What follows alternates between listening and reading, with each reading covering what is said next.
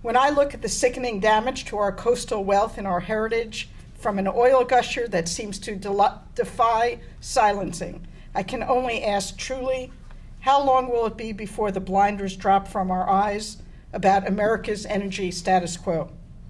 The particularly frustrating thing is that we have win-win alternatives. They're staring us in the face, wins for our environment, for our economic competitiveness, for the American worker, and for our national security.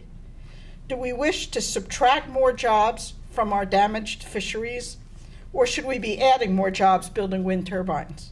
Would we rather lay off workers from our soiled beachfront resorts and our recreation areas that are precious to us?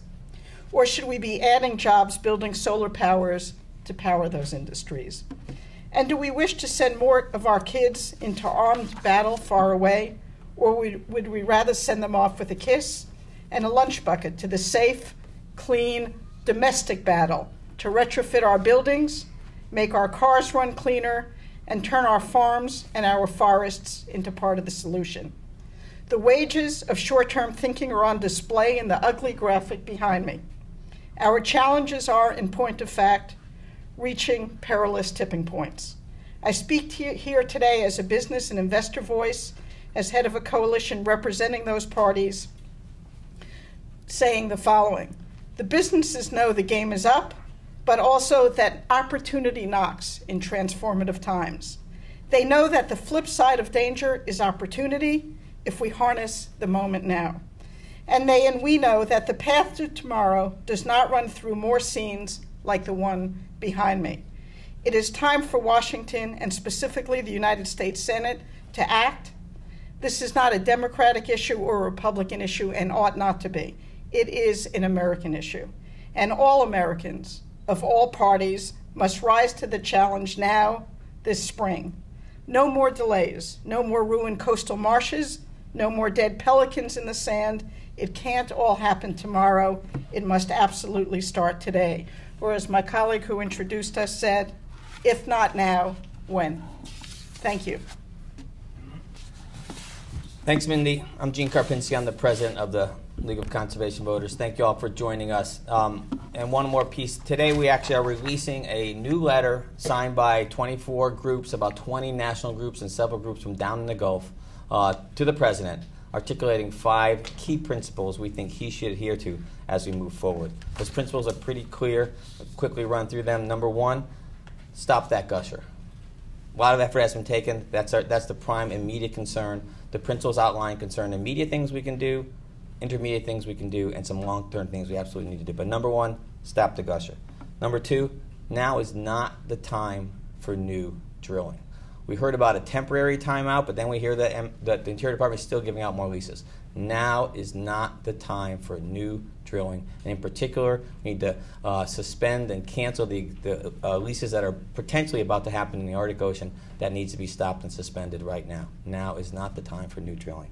Third, we need to make the Gulf communities whole and hold the government and BP accountable. Several of the groups from the Gulf signed this letter and articulate the specific concerns they have, but bottom line, we need to make the Gulf communities and the environment whole.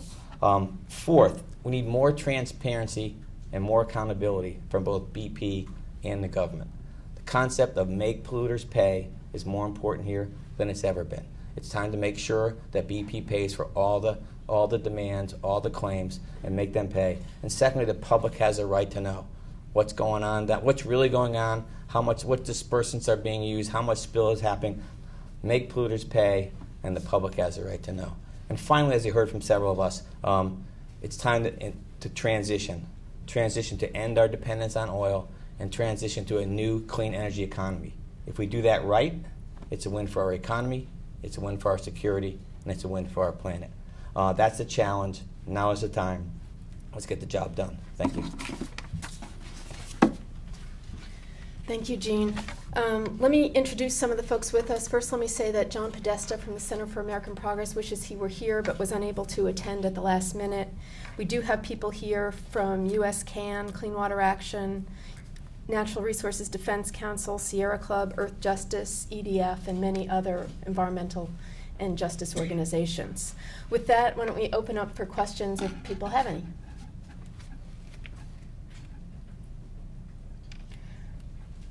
Okay, well, thank you all very much for coming.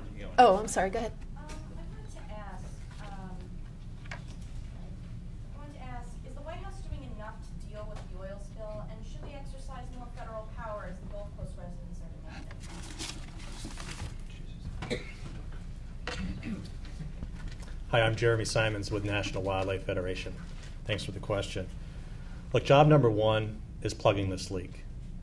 We're very supportive of everything that the president's doing. We know he has his full attention, and we're, like the rest of the nation, holding our breath right now to see if they can stop this thing once and for all today and tomorrow.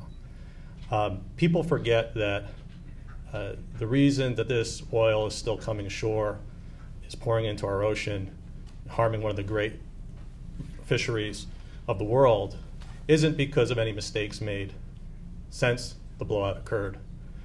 It's from mistakes that Congress has made for years and years as they have neglected the energy crisis facing America. There are areas that we are concerned with the response. Number one, Gene talked about this a little bit.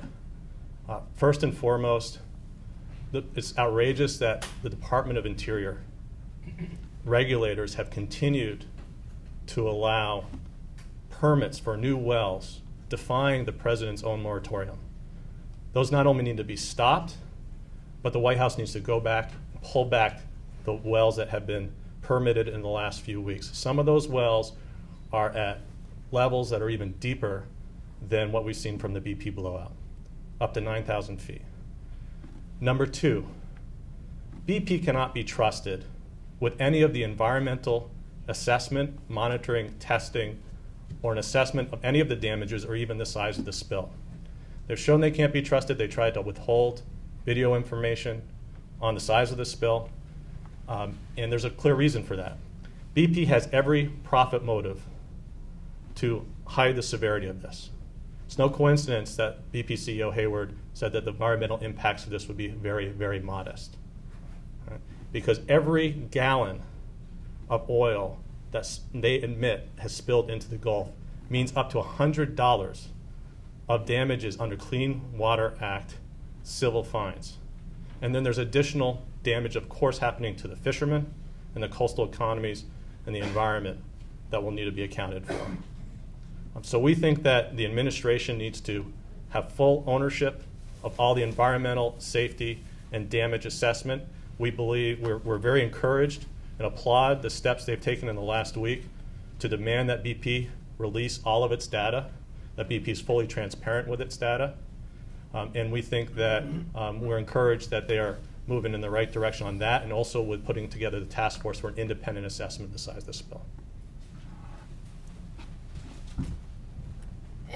Yep, go ahead. Prior to the spill, Senators Kerry, Lieberman, and others in their energy bill had talked about expanding offshore drilling. You're all saying now that, at least as far as you all are concerned, that's not a starter of any energy bill. We are hopeful that there is absolutely no new drilling. This is not the time for it. Do you have a response to Senator Graham's comments from yesterday, basically suggesting that the political environment has changed because of the spill, and he's not going to get the drilling he wants. He doesn't see the votes there for a carbon price, so maybe we should think smaller on our climate and energy bill. You know, the American public is waking up to what's really going on. We think it's time for the Senate to wake up as well. This is a time for action, not a time to say, let's think small.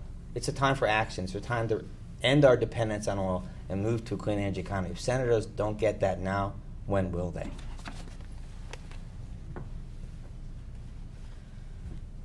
Any final questions? Okay, well, thank you all for coming. The spill is heartbreaking, but now is the time to move forward with a comprehensive approach to lessening our dependence on oil, pushing for clean energy, and once and for all capping global warming pollution. Thank you for joining us. The time is now.